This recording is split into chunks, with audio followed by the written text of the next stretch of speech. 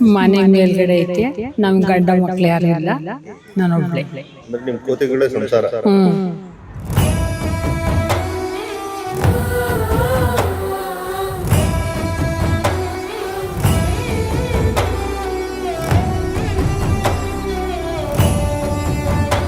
ದಿನ ವಾರಕ್ಕೊಂದ್ಸಲಿ 1,000 ರೂಪಾಯಿ ಸಾಮಾನ್ ತಗೊಂತೀನಿ.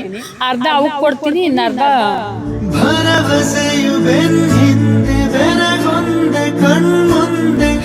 ಇವರೆಲ್ಲ ಹೇಳೋದು ಅದಿನ್ನು ಇರೋದಕ್ಕೆ ಯಾವ ಬರಲ್ಲ ನೀವು ಅಂಗಡಿ ಬಾಗ್ಲ ಬರಲ್ವಂತ ಇಲ್ಲಿಗೆ ಒಂದು ಇಲ್ಲಿರಲ್ವಂತ ಇವರೆಲ್ಲ ಹೇಳ್ತಾರೆ.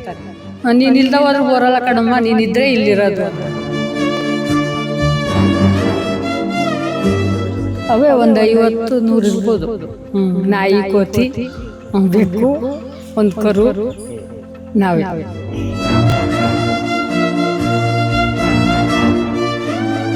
ಯಾಕೆಂದ್ರೆ ಮೂಗ್ ಪ್ರಾಣಿ, ನಮ್ಮನ್ ಬಾಯ್ಬಿಟ್ಟು ಕೇಳಲ್ಲ, ಅದ್ರ ಅಮ್ಮ ಇಲ್ಲ.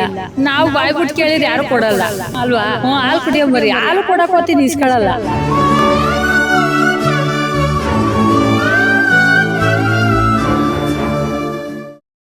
ಈ ಕೋತಿಗಳ ಜೊತೆ ಎಷ್ಟು ವರ್ಷದಿಂದ ನಿಮ್ಮ ಅವಿನಾಭಾವ ಸಂಬಂಧ? 2 ವರ್ಷ ಆಯ್ತು ಸರ್. 2 ವರ್ಷದಿಂದ ಸಾಕ್ಯಂತ ಇದ್ದೀನಿ. ಏನು ಅನ್ಸಲ್ಲ. ನಿಮ್ಮ ಮನೆ ಎಲ್ಲ ಎಲ್ಲಿರೋದು? ಮನೆ ಮೇಲ್ಗಡೆ ಐತೆ. ನಮ್ ಗಂಡ ಮಕ್ಳು ಯಾರು ಇಲ್ಲ, ನಾನೊಬ್ಳೆ. ಅಂದ್ರೆ ನಿಮ್ ಕೋತಿಗಳೇ ಸಂಸಾರ. ಎಷ್ಟು ಕೋತಿಗಳಿದಾವೆ ಇಲ್ಲಿ? ಅವೇ ಒಂದು 50-100 ಇರ್ಬೋದು. ನಾಯಿ, ಕೋತಿ, ಬೆಕ್ಕು, ಒಂದು ಕರು, ನಾವೇ. ಏನೇನೆಲ್ಲ ಕೊಡ್ತೀರಾ ಕೋತಿ?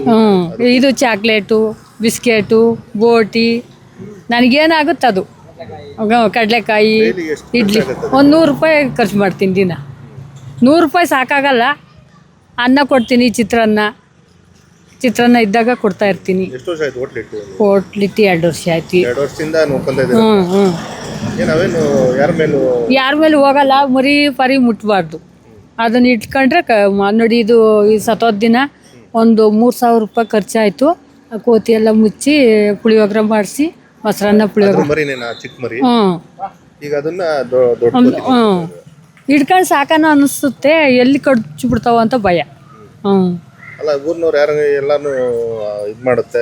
ಏನು ಮಾಡಲ್ಲ, ಯಾರನ್ನೂ ಏನು ಮಾಡಲ್ಲ. ಹೊಡೆದ್ರು ಮಾಡುತ್ತೆ. ಚಿಕ್ಕ ಮರಿ ಕೋತಿ ಐತಲ್ಲ, ಅದನ್ನೇನು ಅಷ್ಟು ಪ್ರೀತಿಯಿಂದ ನೋಡ್ತೀರಾ? ಯಾಕೆಂದ್ರೆ ಮೂಗ್ ಪ್ರಾಣಿ, ನಮ್ಮನ್ ಬಾಯ್ಬಿಟ್ಟು ಕೇಳಲ್ಲ, ಅದ್ರ ಅಮ್ಮ ಇಲ್ಲ. ನಾವು ಬಾಯ್ಬಿಟ್ಟು ಕೇಳಿದ್ರೆ ಯಾರು ಕೊಡಲ್ಲ ಅಲ್ವಾ? ಹಾಲು ಕುಡಿಯೋ ಮರಿ.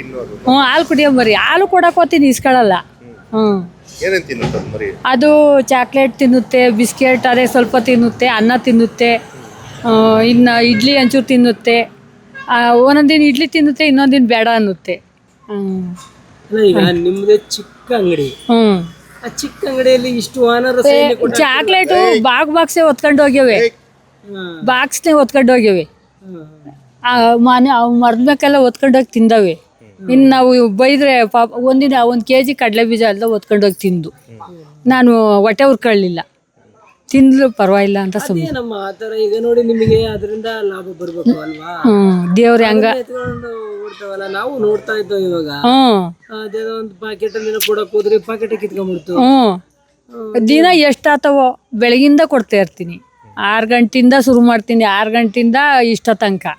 ಆಮೇಲೆ ಮನೆಗೆ ಹೋದ್ಮೇಲೆ ಅವರು ಅಲ್ಲಿ ಹೋಗಿ ಕೂತ್ಕೊಂತವೆ. ಬೆಳಗ್ಗೆ ಎದ್ದು 6 ಗಂಟೆಗೆ ಮತ್ತೆ ಬರ್ತವೆ. ಎಷ್ಟಿದೆ ಅಮ್ಮ ಟೀಮು? ಐತೆ, ಇನ್ನೂ ಬೇರೆ ಬೇರೆ ಕಡೆ ಐತೆ. ಬೇರೆ ಕಡೆ ಎಲ್ಲ ಅವು ಇಲ್ಲಿಗೆ ಬರಲ್ಲ. ಇದೊಂದು ಗುಂಪು. ಈ ಗುಂಪು ಇಲ್ಲೇ ಇರುತ್ತೆ, ಎಲ್ಲೂ ಹೋಗಲ್ಲ. ಅಲ್ಲಿಗೆ ಹೋಗೋದಂತೆ, ಅಲ್ಲಿಂದ ಅಲ್ಲಿಗೆ ಹೋಗಲ್ಲ. ಇವಾಗ ಅಲ್ಲಿಗೆ ಹೋಗವು, ತೆಂಗಿನ ಮರದಲ್ಲಿ ಕಾಯೆಲ್ಲ ಉದುರ್ಸವು, ಈಗ ಹೋಗಲ್ಲ. ಇವರೆಲ್ಲ ಹೇಳೋದು ಅದಿನ್ನು ಇರೋದಕ್ಕೆ ಯಾವ ಬರಲ್ಲ, ಬರಲ್ವಂತ ಇಲ್ಲಿಗೆ. ಒಂದು ಇಲ್ಲಿರಲ್ವಂತ ಇವರೆಲ್ಲ ಹೇಳ್ತಾರೆ. ನೀನು ಇಲ್ದ ಹೋದ್ರೆ ಬರಲ್ಲ ಕಣಮ್ಮ, ನೀನಿದ್ರೆ ಇಲ್ಲಿರೋದು ಅಂತ. ನನಗೇನು ಅನ್ಸಲ್ಲ.